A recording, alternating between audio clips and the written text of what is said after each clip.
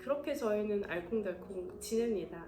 아까 댓글에도 보니까 아직 자리도 못 잡고 형편이 안 될 텐데 독일 여행이 이해가 안 되는 것 같다고 누가 그런 말씀을 하시던데, 사람마다 이 삶에서 추구하는 가치라는 게 다르잖아요. 저라는 사람은 이런 가치를 갖고 살기 때문에 여기에 맞춰서 사는 거고, 또 여러분은 여러분대로 각자 인생에 있어서 중요하다고 생각하시는 것들이 있겠죠.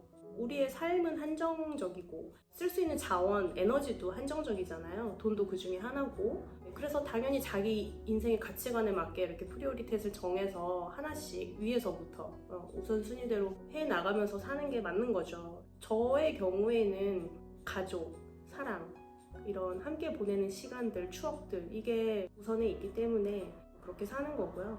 어차피 자주 오고 싶어도 이제는 진짜 올 수가 없어요. 한국의 그 근로 환경에서는 뭐 휴가를 2주, 3주씩 갈 수가 없잖아요. 길어야 뭐 여름에 한 5일 정도 휴가를 준다고 하던데, 그 5일을 즐기자고 비행기 끊어서 유럽으로 올 수는 없으니까 앞으로 제가 유럽에 올 수 있는 날은 글쎄요, 언제 다시 올 수 있을지 모르겠네요.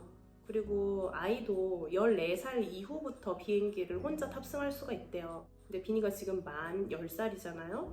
그러니까 제가 일하느라 이제 독일을 따라올 수 없으면 비니도 앞으로 한 3년 정도는 독일에 올 수 없는 거예요. 근데 저한테는 이 긴 인생에서 3년밖에 안 되는 시간이지만 아이는 10살에서 14살이 되는 거잖아요. 그러니까 어린이에서 청소년이 된단 말이에요. 다음에 독일을 방문할 때에는 그래서 비니가 수염도 나 있고 변성기도 와서 목소리도 달라져 있고 키도 당연히 이모님보다 커져 있겠죠. 저는 그런 시간들이 되게 소중하다고 생각을 해요. 그리고 인생이라는 게 항상 그렇잖아요. 돈이 있으면 그 돈을 쓸 시간이 없습니다. 시간이 있으면 또 그 시간을 누릴 수 있는 돈이 없죠. 그리고 웃긴 게 뭔지 아세요?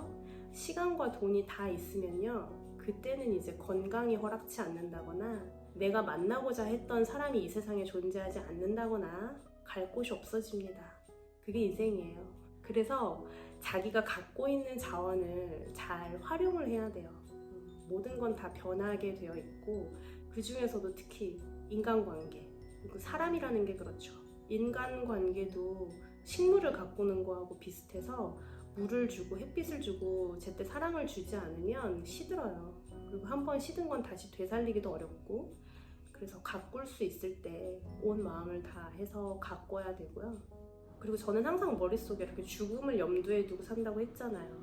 이런 얘기를 되게 불편해하시는 분들도 계시던데, 그래서 이런 얘기를 하기가 좀 조심스러웠어요, 어느 때에는. 근데 또 이제 생각이 비슷한 사람들의 유튜브를 많이 보게 되잖아요. 지나다니다 보면 한국사 전한결 강사님이라던가 공무원 시험의 그 유희운이라는 강사님도 계세요. 그분도 그렇고, 그 외에도 되게 인생에 있어서 성공하신 많은 훌륭하신 분들이 저처럼 그런 죽음에 대한 얘기를 하십니다. 항상 머릿속에 그걸 염두에 두고 있다고.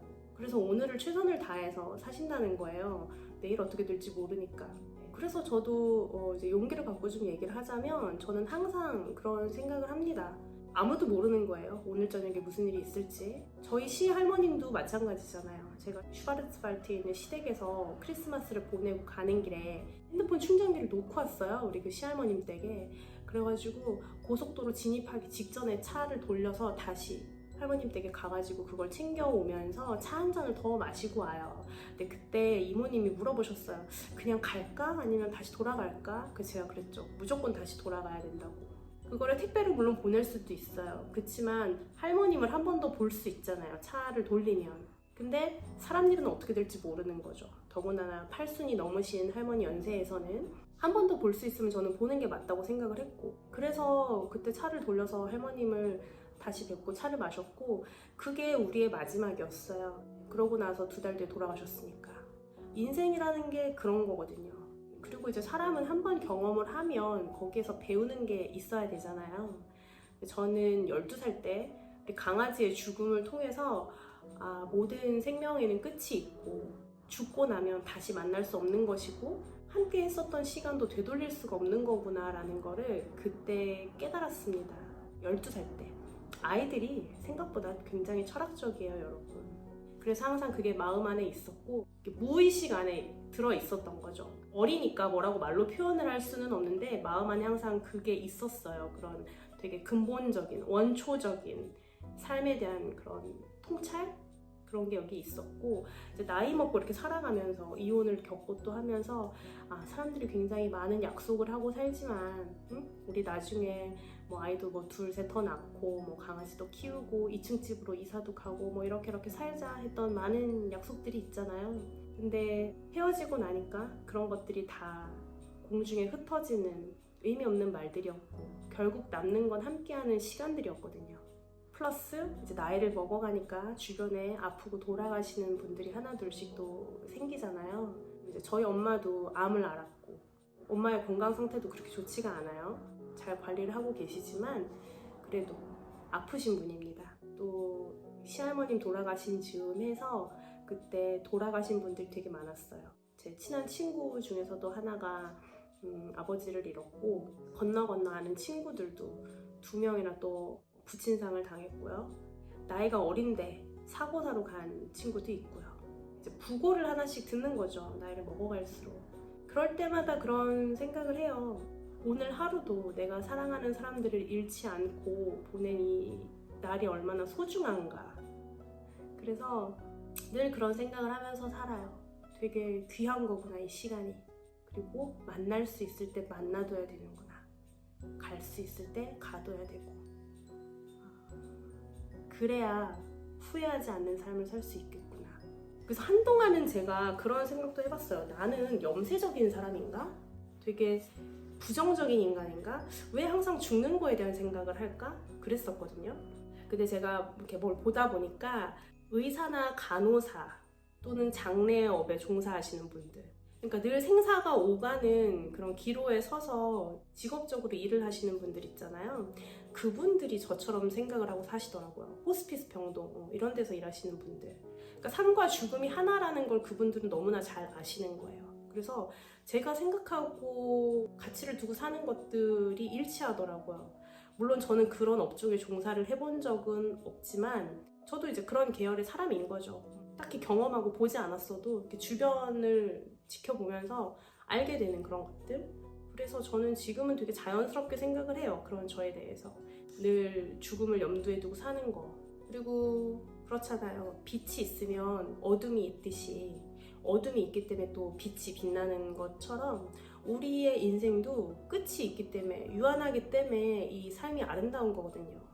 누구나 다 죽지 않고 영생을 한다면 삶의 의미가 있겠습니까? 그래서 조화보다 생화가 더 아름다운 거잖아요.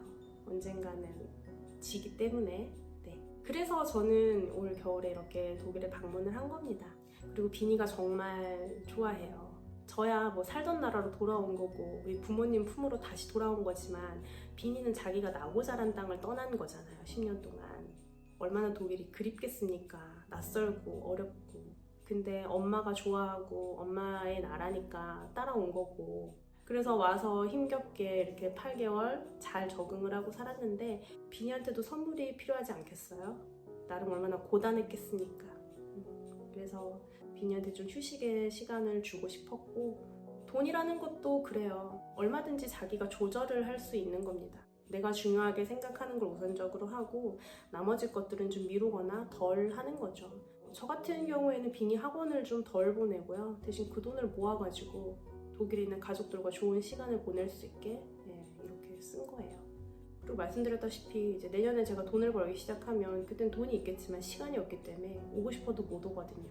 그래서 올 수 있을 때, 만날 수 있을 때 이렇게 만나두려고 합니다. 그리고 아무렴 올해가 제일 애틋한 해이지 않겠어요? 시간이 가면 이제 감정도 좀 무뎌지게 되는 거고 이제 점점 한국에 적응을 하게 되면서 독일도 덜 그리워지고 할 텐데 지금이 가장 그립고 보고 싶고 만나면 반갑고 할 때죠. 막 헤어졌으니까. 네. 그래서 아직 연약하고 부드러운 아이 마음에는 지금의 시간이 굉장히 소중하다고 생각을 했어요. 함께하는 시간. 그렇습니다. 얘기하다 보니까 벌써 시간이 또 이렇게 됐네요. 아무튼 여러분의 궁금증이 조금 해결이 되셨기를 바라면서 또 다음 영상에서 뵙겠습니다. 안녕!